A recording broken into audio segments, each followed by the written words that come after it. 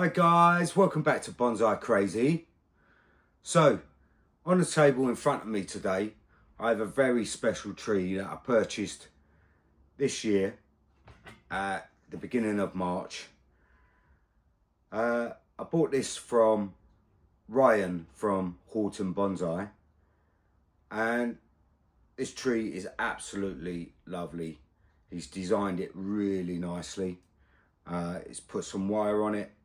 Wiring's absolutely perfect, and basically today we're gonna do a trim on this tree.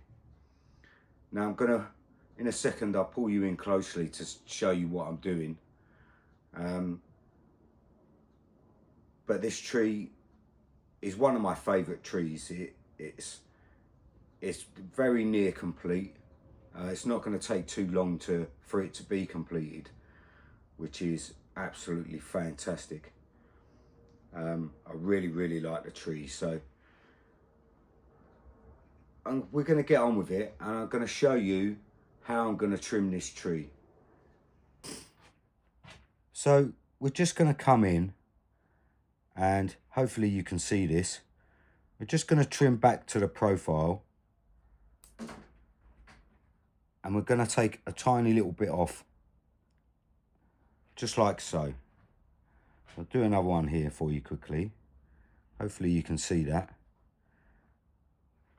Just come back in. Don't go to the wood, but just take the tip off, like so. And I'm going to go around the tree, and I'm going to do that with all the nodes that are coming out. Just trim back to profile, leaving most of the shoots there. The juniper genus is made up of about 50 to 70 different species within the cypress family. They are evergreen coniferous trees or shrubs, which are very popular for bonsai. Junipers can have two types of foliage: needle-like and scale-like foliage. To develop the foliage pads, long shoots that stick out of the silhouette can be pinched or cut at the base with sharp scissors throughout the growing season. Do not trim the juniper like a hedge, because the removal of all growing tips will weaken the tree and the cut will turn the needles brown. When the foliage pads become too dense, they must be thinned out with sharp scissors at the base. The juniper bonsai is generally a strong tree that also withstands aggressive pruning very well, but it cannot bud back again from bare tree parts. So take care that there is some foliage left on every branch you wish to keep alive. Junipers produced for bonsai are often heavily wired when they are very young. Dramatically twisted shapes are very popular and correspond with the natural shape that used to grow in the Japanese mountains. Junipers can be bent aggressively, but be sure to wrap branches with raffia or tape for protection. Use caution when bending areas with deadwood, as those parts do break easily. If they are large and old, you can split the deadwood to bend the more flexible living parts. The foliage pads should be wired and fanned out after thinning to let light and air get in. Otherwise, the inner parts of the foliage pads will die, and dense pads also increase the risk of pest infection. Aesthetically, we want unobstructed structure to avoid the juniper from looking like broccoli. Repot juniper bonsai trees once every 2 years using a basic or slightly more draining soil mixture. Very old trees can be repotted at longer intervals. Do not prune the roots too aggressively. The best moment to repot is in early spring. Be careful not to overwater, as the juniper's roots don't like soil wetness.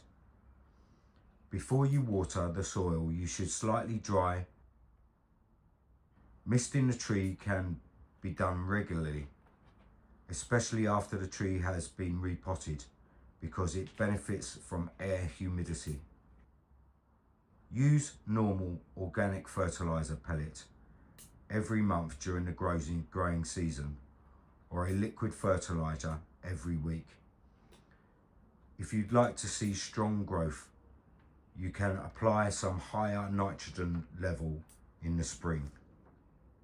Junipers are also great for gin and shari, or deadwood. It grows live veins below broken or dying branches that dry out and die to make deadwood. The deadwood is then naturally peeled, polished and bleached by climatic conditions that make it very durable. The triad of green foliage, reddish brown or yellowish brown bark, and silvery white deadwood is very appealing. Identifying your juniper species. There are two groups of junipers, one with scale-like foliage and the other with needle-like foliage. The two most popular juniper species for bonsai with scale-like foliage are the Chinese juniper and the Japanese Shimpaku. The Japanese Shimpaku is actually a variety of Chinese juniper, which was originally found in the mountains of Japan. Both have scale-like foliage with colours ranging from yellowish green to bluish green or silver grey. Another very popular juniper for bonsai is the Itoigawa Shimpaku, due to its delicate emerald green foliage. There are numerous varieties of Chinese juniper, many of which difficult to distinguish with certainty. But the care guidelines for these varieties are very similar. The Savin is a juniper from Southern Europe, North Africa and some parts of Asia, with scale-like foliage which can be thinner or more coarse and has different shades of green depending on its origin. All parts of the Savin are poisonous. The California juniper is native to California and has bluish grey scale-like foliage. In nature, it grows as a small tree or rocky shrub. The Rocky Mountain juniper grows in western North America and can become a tall tree. Its leaves are scale-like, coarse, and can be dark green or bluish green. The Sierra juniper is a shrub or tree native to the western United States. It grows in mountainous terrain at altitudes of 2,500 to 10,000 feet, 800 to 3,000 meters. Its foliage is scale-like and greyish or dark green colouring and tends to grow quite dense. Place the tree outside year-round in bright locations with lots of sunlight. Junipers cannot live indoors. During the winter period, protect the tree once the temperatures drop below 15 degrees or 10 Celsius. For example, by placing it in a cold frame. Some species change their foliage colouring during the frosty periods to a purplish brown, which is a part of their natural frost protection mechanism. Don't worry, they will turn green again in spring. So there we go guys, there's a little profile trim of my Itegower Juniper that I purchased from Ryan. This tree is absolutely fantastic, I really do like it.